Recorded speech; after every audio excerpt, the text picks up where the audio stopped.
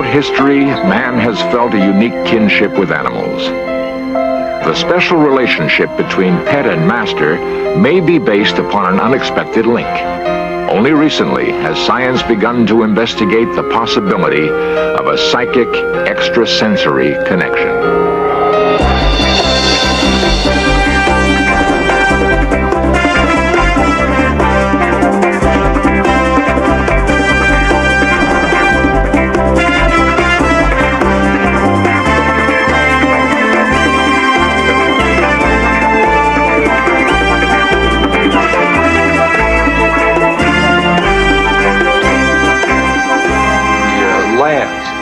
At the Psychical Research Foundation, this subject is about to begin an important experiment involving her pet kitten. Though they are separated by more than half a mile, she will attempt to reach out with her mind and influence the animal. If the kitten responds, can it prove the existence of Animal ESP?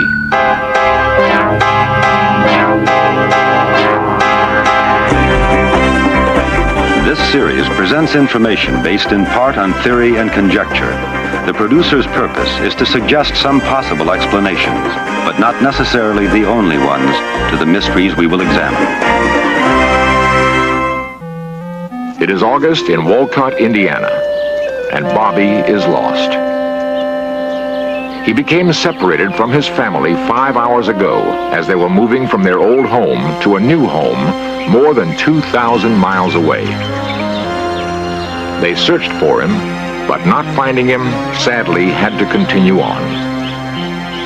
Now abandoned, he struggles through a long journey. We would expect him to turn back along the route they have traveled, to return to his old home. But Bobby pushes forward, searching for a place he's never known. No matter how great the obstacles, Bobby travels on as though drawn by some unseen beacon. Researchers call this side trailing, from the word psychic. It's often confused with homing, but it's quite another phenomenon. Homing occurs when an animal is taken away from a familiar place and finds its way back following normal sensory cues. A dog may follow a trail or remember familiar landmarks. But in verified cases of side trailing, there is no explanation other than ESP. 6 months later, Bobby arrives in Portland, Oregon. Finally, he's reunited with those he loves. Was Bobby guided by emotional signals from his family? Could it be that extrasensory perception was the magnet that pulled the animal and his masters together? The possibilities of Animal ESP could have a profound effect on all of us. Some forms of communication could be drastically altered, maybe even become obsolete. Stories such as Bobby's have intrigued scientists for years.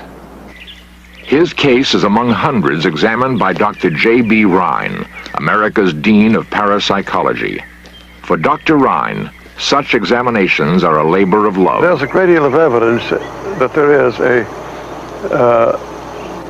an extrasensory exchange between animals and men. We'd like to have more evidence. We'd like to keep the question open rather than making it a decisive conclusion at this time, but there's a great deal of evidence on it. Solomon! Come on, Solomon! Anecdotes of side trailing are not conclusive proof of Animal ESP, but they do suggest that the bond between some masters and pets may be so deep that even distance cannot separate them. While a director at the Rockland Research Institute in New York, Dr. Hans Esser searched for laboratory evidence of this unspoken link between masters and their dogs. Each dog in the study was placed in an isolated soundproof chamber. Just get this electrode on here. There, his physical activity and heart rate were recorded. Dr. Esser selected dogs with a close relationship with their masters, feeling these teams would most likely demonstrate an ESP link. The master was then isolated in a separate soundproof room. We will try in this experiment to replicate the bond established between you and your dog, and in general between master and dog. try to experience it as fully as possible so that the emotion you feel and you generate can be picked up by your dog. The only possible connection between master and dog would be ESP. Okay, the dog's lying down now. We can begin. Do you mark? All right. Start. You'll have the first event. Now. The master was shown a series of slides. Some were pleasant subjects, evoking a positive reaction. Others were disturbing. Would the dog perceive a change in his master's mood? The dog is perceiving probably emotional reaction from the master. This, in our thinking, takes place through the oldest part of our brain. This brain is non-verbal. It does not talk, but it does form the seed of our emotions. Although this experiment is a preliminary investigation, a pilot study, Dr. Esser did record a correlation in a few instances. He continued with phase 2. Gary, I do want you now to imagine exactly the episode of pleasure that you had this morning with Solomon, and in your mind recollect the whole event in the park. Finding laboratory proof of animal ESP is most difficult. This study is among the first to begin the search and raised an even greater question. What I am investigating is actually the so-called web of life, the relationships between every single living being in the large society of this earth. It is nowadays an ecological concept. How do we all hang together? While the study did not provide proof, it had set the theme for our search and would lead us to further fascinating evidence. Beyond emotions, might our animals also perceive when we are having an extrasensory or psychic experience? During times of great stress, people have reported having out-of-body experiences, feeling literally that they can leave their own form, hover above it, or travel to other places. Such reports are not uncommon. But some people, like Sherry Green, feel they can actually control the phenomenon. Sherry says she's able to have an out-of-body experience at will. Could her pet kitten respond to her experience? And if so, would this indicate animal ESP? A classic experiment tested this question. In Search Of reunited key investigators from the Psychical Research Foundation of Durham, North Carolina. Researchers take Sherry and her kitten to an observation room half a mile away. The kitten will remain here for the experiment. And this is where Jill's going to be. And Johnny's going to be charting Jill's movements and also the number of times that she meows. And this is where we want you to focus your experience. Sherry returns to the lab to have her out-of-body experience. The experiment is supervised by Dr. John Hartwell. Sherry, we're plugging in the last of these wires here now so that we can learn something about the physiology of this experience. In addition to how the animal responds, we want to know something about how it is that your body responds. We began to pursue these studies because the subjective nature of the out-of-body experience begs for that kind of research. For in this experience, a person feels like he is out of his body. He feels like he is out there and perceives the world from a different point of view, and perhaps he affects the world. Now, in the critical moments before the experiment, Sherry's brain waves and pulse are closely monitored. She meditates and prepares for her experience. A half a mile away, the kitten is placed on the observation grid. She paces restlessly in the alien, unfamiliar surroundings. The experimenters wonder if the kitten's behavior will change during Sherry's experience. As Sherry meditates, she signals her experience is about to begin. Mark, that's 10:02. Sherry now feels she is leaving her body to visit her kitten. She attempts to calm and reassure it with her presence, to make it feel more secure in a strange place. Each trial lasted several minutes. Over 33 trials, the researchers found a striking correlation. Whenever the subject reported an out-of-body experience, the kitten became measurably quieter and calmer. Its behavior had changed dramatically. Whether the kitten actually saw or felt a presence, no one can say. But during these out-of-body experiences, something was happening. We tried people, animals, physical sensors, various electromagnetic detectors. The only consistent evidence that we found was the behavior of this one kitten. The fact that the kitten gave the only consistent results there is intriguing. We don't know what that means, but it does seem to us that it is very important. And we would like to try to go further and see if we can come to interpret that better. If further study reveals that animals have psychic abilities, might some species be able to use them to alter their world? And might we someday learn to communicate with our pets through ESP?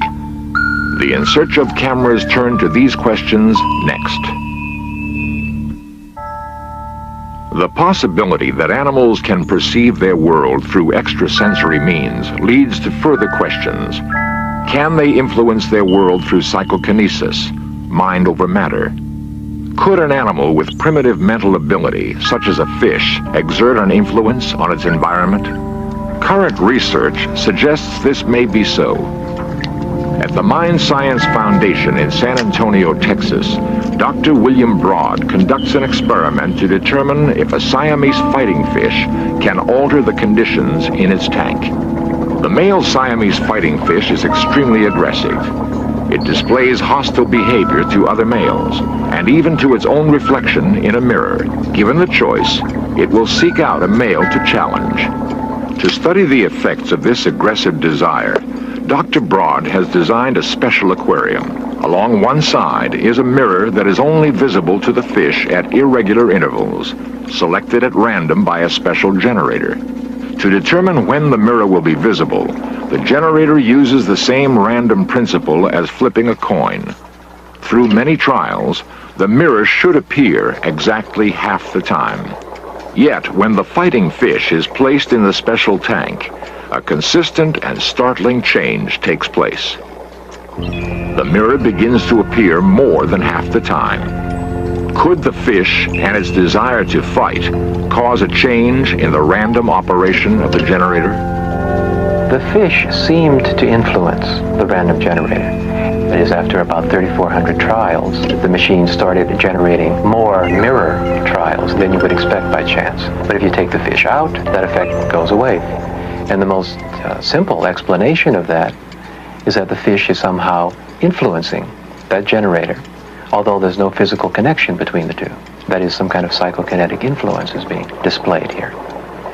In human beings, for example, there's considerable research that indicates that persons can mentally influence a variety of systems, living systems, inanimate systems, small ones, large ones, simply by imagining or intending for certain outcomes to occur.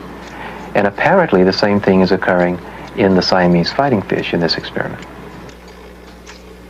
Dr. Broad is also searching to discover what extrasensory link there may be between animal and man. His subjects have had success influencing the behavior of a mouse-like gerbil without even being in the same room. A lot of us feel a special closeness with animals, a kind of connectedness that goes beyond the usual kinds of relationships with animals. And what the data of parapsychology is suggesting is that this feeling of connectedness, or this fact of connectedness, may be much more general, that we are, in fact, intimately connected with other human beings, with animals, with all aspects of nature. Parapsychologists aren't certain what this intimate connection may be. There is a theory that the unintentional psychic abilities of the researchers affect the outcome of every experiment. So it's not yet possible to isolate and prove animal ESP.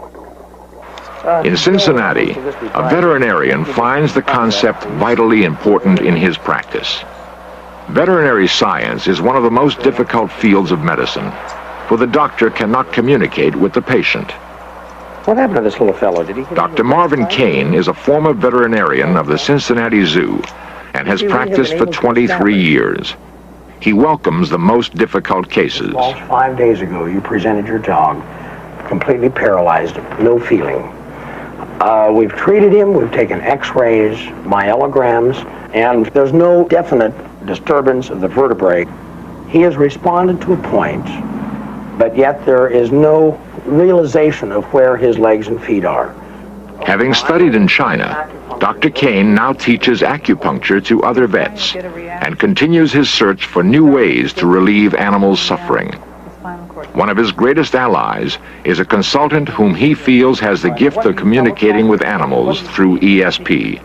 She's Beatrice Lydecker of Los Angeles. I like to think of myself as a diagnostic tool to a veterinarian, because an animal can't say where it hurts, but he hurts. And the vets many times say, I know the animal's sick, but I can't pinpoint it. When I first met Dr. Kane, he was skeptical. He wanted some proof, which I couldn't blame him.